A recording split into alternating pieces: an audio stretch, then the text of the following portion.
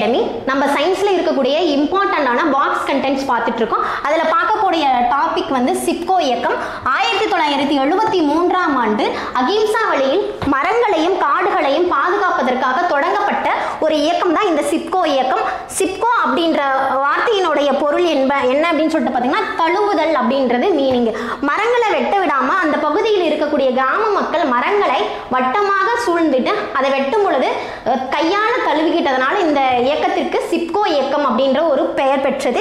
இப்போ வந்து இந்த சிப்கோ இயக்கம் எங்க ஆரம்பிச்சாங்க அப்படின்னு சொல்லிட்டு பார்த்தீங்கன்னா உத்தரப்பிரதேச மாநிலத்தில் இருக்கக்கூடிய, அதாவது இப்போ வந்து உத்தரகாண்ட்னு சொல்லிட்டு இருக்கக்கூடிய மாநிலத்தில் சமோலி அப்படின்ற பகுதியில் ஆரம்பிக்கப்பட்டது.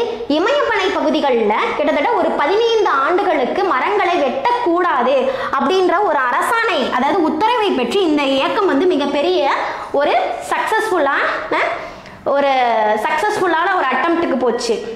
தேங்க்யூ.